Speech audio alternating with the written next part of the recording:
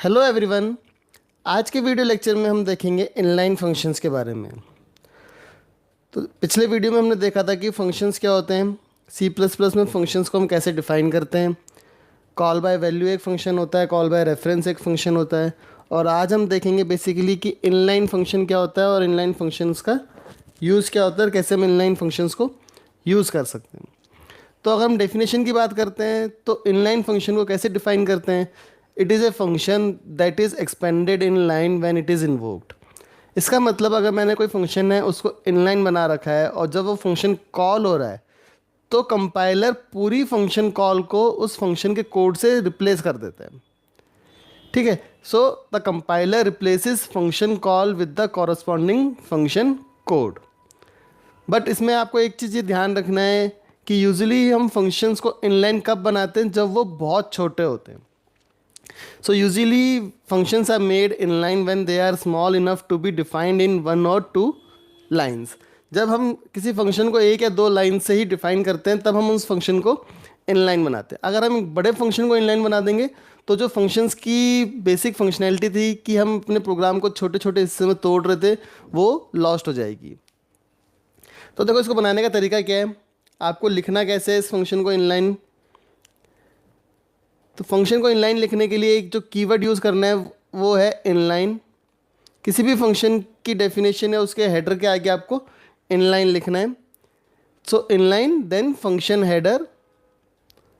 Inline के बाद आपको लिखना है फंक्शन का हेडर और उसके बाद उस फंक्शन की बॉडी आएगी यहाँ पे।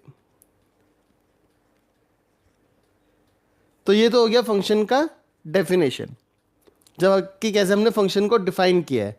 अब सपोज हमने इस फंक्शन को कॉल किया, कहीं से हमने इस फंक्शन को कॉल किया तो यहाँ पे आएगा। अब कंपाइलर क्या करेगा, कंपाइलर इस पूरे फंक्शन की बॉडी को यहाँ पे रिप्लेस कर देगा इस कॉल से। ठीक है, तो कंपाइलर फंक्शन की बॉडी को कॉल से रिप्लेस कर देता है कि कॉल की जगह अब क्या आ जाएगी, यहाँ पे पूरी फंक्शन की बॉडी आ जाएगी। तो ये होता है आपका इनलाइन फंक्शन। कब यूज़फुल होता है, जब हम छोटे प्रोग्राम्स को डिफाइन करते हैं, लिखते हैं। तो एक एग्जांपल देखते हैं फंक्शन को इनलाइन बनाने का कि कैसे फंक्शंस को इनलाइन बनाया जाता है। तो सपोज एक फंक्शन मैं बना रहा हूँ, यहाँ पे मेन से ऊपर हम एक फंक्शन बना रहे हैं और उसको इनलाइन बनाना, तो मैंने लिखा इनलाइन। इनलाइन कीवर्ड का आपको यूज़ करना है। देन सिंपल हम बनाएंगे 2 नंबर को ऐड करने का एक फंक्शन। सो हमने लिखा यहाँ पे इंट एक्स एंड वाई और यहाँ पे हम रिटर्न कर रहे हैं सिंपल एक्स प्लस वाई, कि एक्स प्लस वाई की वैल्यू को हम रिटर्न कर रहे हैं, प्रिंट करा रहे हैं बेसिकली, सिंपल। अब क्या होगा यहाँ पे, अगर मैंने यहाँ पे अब 2 वेरिएबल्स लिए, ए की वैल्यू 10 और बी की वैल्यू 5, और मैं सिंपल इस फंक्शन को कॉल कर रहा हूँ। तो सी आउट के अंदर कॉल कर लेते हैं डायरेक्ट, और सी आउट के अंदर हमने फंक्शन कॉल किया है ऐड नंबर और वेरिएबल्स पास कर दिए ए और बी।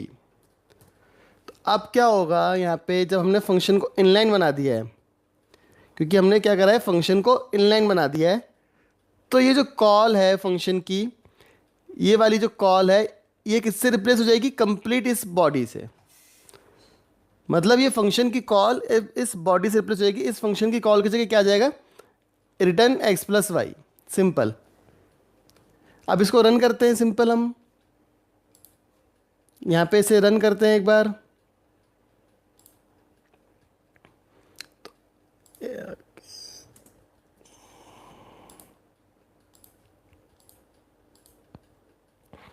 तो यहाँ पे अब आपको आउटपुट दिख रहा है 15।